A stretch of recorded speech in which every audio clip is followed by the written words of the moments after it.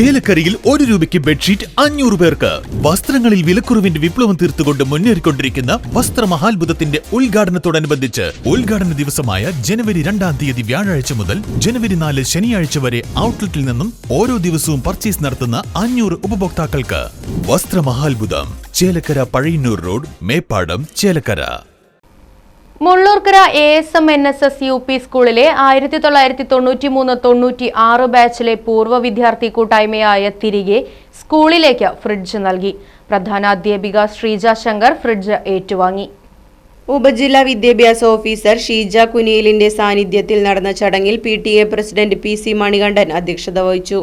Staff secretary KG Suresh Babu 1993-96 ബാച്ചിനെ പ്രതിനിധീകരിച്ച് KK Ajesh Kumar, PA Shameer, K Rajani, MP Jayadevan, PA Najma, senior assistant KP Priya തുടങ്ങിയവർ പങ്കെടുത്ത് സംസാരിച്ചു.